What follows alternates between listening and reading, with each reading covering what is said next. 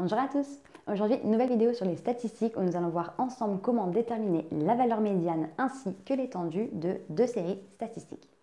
Donc nous avons ici deux séries statistiques qui représentent pour chacune d'elles les notes de deux copines en mathématiques qui souhaitent se comparer. Donc elles souhaitent comparer laquelle est meilleure que l'autre ou laquelle a été la meilleure que l'autre sur le dernier trimestre. Donc ici nous avons Maëva qui a eu pour sa part 1, 2, 3, 4, 5, 6, 7, 8 notes. Donc elles veulent déterminer l'étendue et la médiane de ces notes sur ce trimestre. Donc elle en a eu 8, tandis que Sophie, elle, a eu 1, 2, 3, 4, 5, 6, 7 notes. Donc Sophie a eu moins de notes que Maëva, mais elles peuvent quand même faire une approximation pour savoir laquelle a été quand même mieux que l'autre. Du coup, là, on va faire un petit comparatif. Donc déjà, il va falloir qu'on détermine pour toutes les deux l'étendue. Donc l'étendue, ce n'est que la différence, en fait, si vous voulez, la différence entre sa meilleure et sa moins bonne note. Ou alors, tout simplement de dire, bon ben moi, pendant le trimestre dernier, je n'ai eu que des notes entre 13 et 15. Et donc du coup, elles sont toutes comprises entre 2 points. Si tu as eu des notes qui te situaient entre 2 et 20, bah, du coup, tu peux avoir des très très bons résultats. Il y a 18 points d'écart entre ta meilleure et ta moins bonne note. Donc du coup, c'est quand même on va dire des notes qui sont très peu régulières. Alors que si tes notes tournent toutes entre 2 points, ça veut dire que grosso modo, tu es toujours autour de 13-14. Donc tu vaux sensiblement la même chose absolument tout le temps. Donc, alors que la personne qui peut avoir 18 points d'écart, en fait, soit elle a un travail irrégulier, soit elle s'est plantée à un contrôle qu'elle n'avait rien compris, etc. Donc il y a plein de facteurs différents, mais ça permet de voir du coup un tempérament ou tout simplement une catégorie d'élèves, un élève qui est plus régulier ou moins régulier. Donc là, l'étendue, c'est la différence entre sa plus petite et sa plus grosse note. Donc déjà, dans un premier temps, le premier conseil qu'on vous donne, c'est de ranger ces valeurs de manière à ce qu'elles soient classées de la plus petite à la plus grande. Donc là, Maëva, la moins bonne note qu'elle a eue, c'était 8. Ensuite, elle a eu un 10. Ensuite, elle a eu un 11, un 12 et un 13. Elle a eu un 17, un 18 et un 19. Donc, je vérifie que j'en ai pas oublié. 1, 2, 3, 4, 5, 6, 7, 8. Donc l'étendue des notes de Maëva, Maëva elle a eu une note en dessous de la moyenne seulement, donc une. Ensuite elle a eu des notes qui sont un peu moyennes, donc 10, 11, 12, 13, donc entre 10 et 15. Et elle a eu 3 notes au-dessus de 15, donc 3 bonnes notes.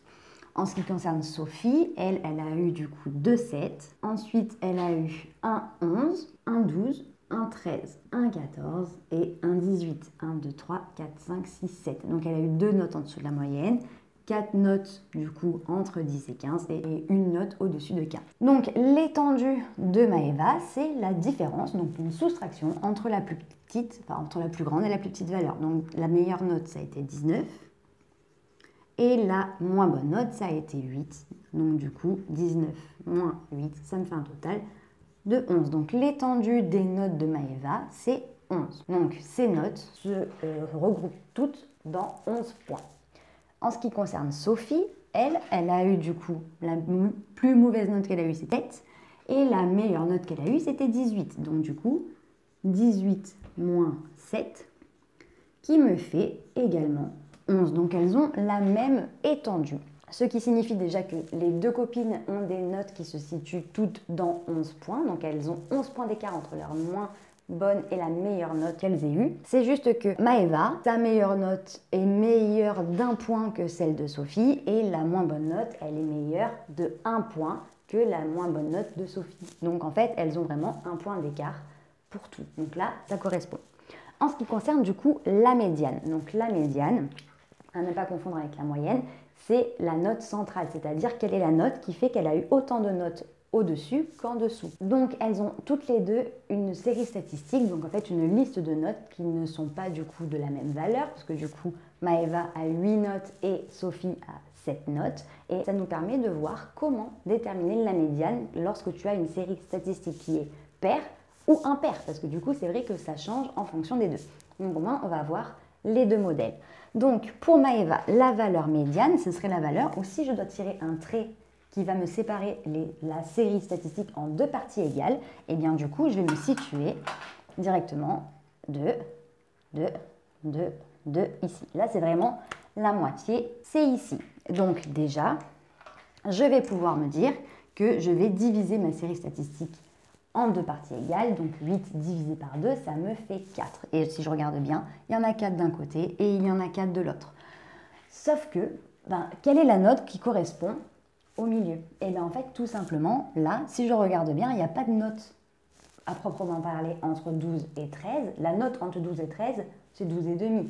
Et si je pouvais dire tout simplement en langage courant, quelle est la note qui fait que j'ai eu autant au-dessus qu'en dessous? Et bien c'est la note 12 et demi. J'ai eu autant de fois plus de 12 et demi que moins de 12 et demi. Et là, du coup, ça correspond.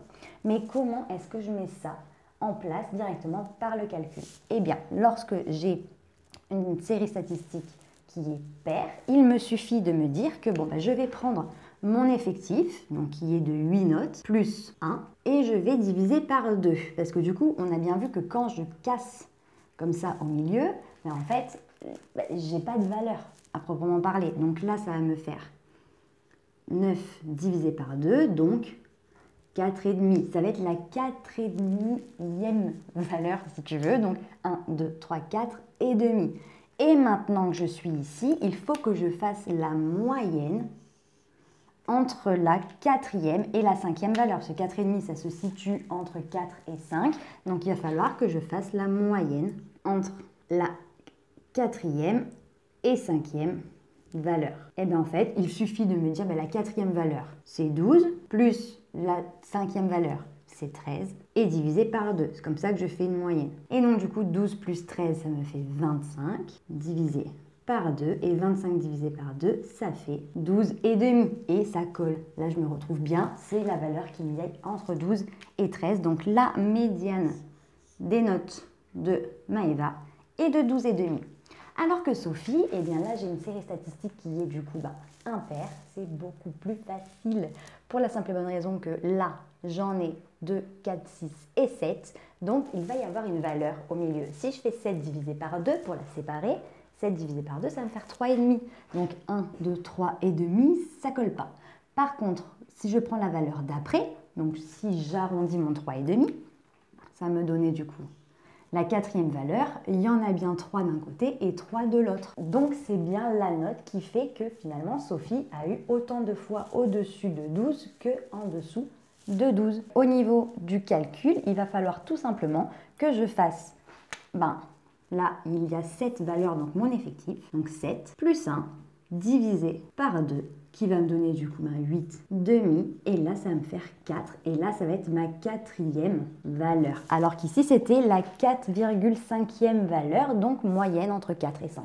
Là, c'est la 4e valeur, donc je note que la médiane, c'est 12. Donc, beaucoup moins de calculs à effectuer dans le cas où j'ai une série statistique qui est impaire. Il va falloir donc soit que je divise par 2 et que j'arrondis, soit que j'additionne, en fait, j'ajoute un nombre à la série statistique, je divise par 2 pour avoir du coup une moyenne, et pour avoir du coup la moitié. Et une fois que je sais, cette fois-ci, c'est la 4e valeur.